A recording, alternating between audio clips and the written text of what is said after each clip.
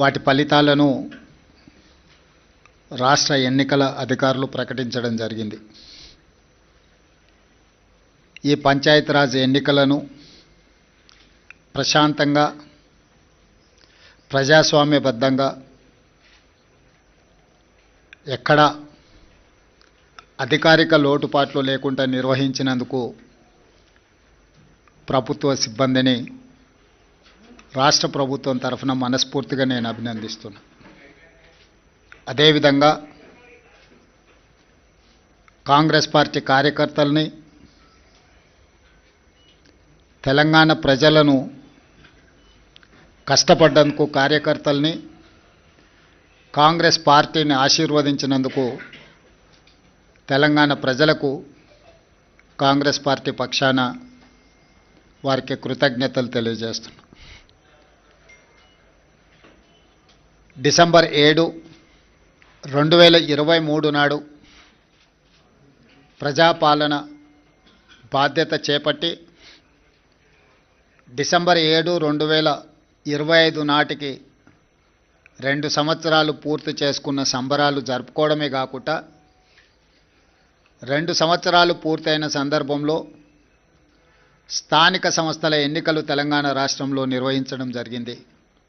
December 11, December 14, December 17 3 విడతలుగా స్థానిక సంస్థలకు జరిగిన ఎన్నికలలో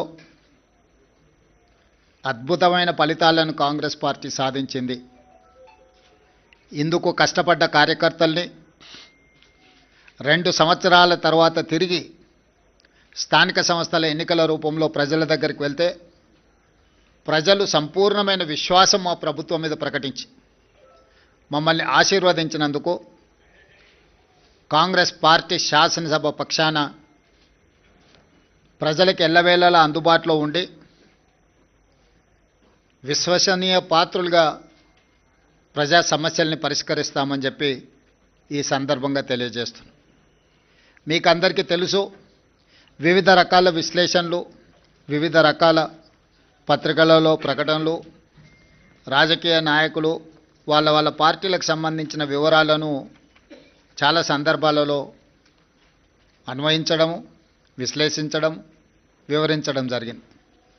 ఈరోజు మా పక్షాన ఫలితాలను, మాకు అందిన సమాచారము మీ ద్వారా తెలంగాణ ప్రజలకు, మీడియా మిత్రులకు వివరించాలని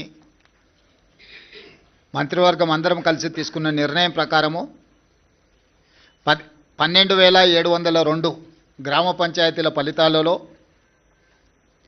7,527 గ్రామ పంచాయతీలు కాంగ్రెస్ పార్టీ, 808 కాంగ్రెస్ పార్టీకి సంబంధించిన రెబెల్స్ ఈ ఎన్నికలలో నెగ్గడం జరిగింది.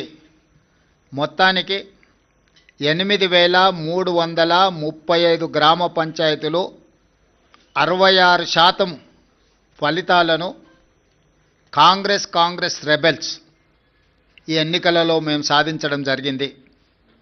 అదేవిధంగా బీఆర్ఎస్, బీజేపీ ఒక కూటమిగా ఈ ఎన్నికల్లో పోటీ చేసి 3,511 బీఆర్ఎస్, 710 గ్రామ పంచాయతీలు బీజేపీ, టోటల్గా 4,221 బీఆర్ఎస్ బీజేపీ కూటమి గెలుచుకోవడం జరిగింది. ఇది 33%. దాదాపుగా 146 గ్రామ పంచాయతీలు సిపిఐ, సిపిఎం, ఇతరులు 1%, ఇతర రాజకీయ పార్టీలు కూడా నెగ్గడం జరిగింది. తద్వారా కాంగ్రెస్ రెబెల్స్ 66% గెలిస్తే బీజేపీ, బీఆర్ఎస్ 33%, కమ్యూనిస్టులు 1% ఈరోజు ఈ ఎన్నికల్లో ఫలితాలను సాధించారు. ఈ ఫలితాలు మా 2 సంవత్సరాల పరిపాలనకు ప్రజలిచ్చిన తీర్పు. 2023 డిసెంబర్ 7 నాడు మేము అధికారం చేపట్టిన తర్వాత కంటోన్మెంట్ శాసనసభ ఉప ఎన్నికలు జరిగినాయి. పోయిన నెల జూబ్లీ హిల్స్ శాసనసభ ఉప ఎన్నికలు జరిగినాయి. ఈ 2 ఉప ఎన్నికలలో కూడా కాంగ్రెస్ పార్టీని ప్రజలు ఆశీర్వాదించడం జరిగింది. ఈనాడు గ్రామీణ ప్రాంతాలలో జరిగిన గ్రామ పంచాయతీ ఎన్నికలు 94 శాసనసభ నియోజకవర్గాల పరిధిలో ఈ ఎన్నికలు జరిగినాయి. ఈ 94 శాసనసభ నియోజకవర్గాల పరిధిలో జరిగిన ఎన్నికల్లో కాంగ్రెస్ పార్టీ 87 శాసనసభ నియోజకవర్గాలలో మెజారిటీ సాధిస్తే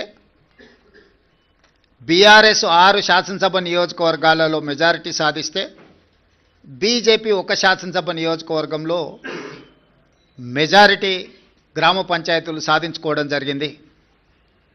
బీఆర్ఎస్ దుబ్బాక, హుజూరాబాద్, జన్గాం, సిద్దిపేట, సిరిసిల్ల, సిర్పూర్, కాగజ్ నగర్లో మెజారిటీ సాధిస్తే ముదోల్లో బీజేపీ అధిక గ్రామ పంచాయతీలను సాధించడం జరిగింది.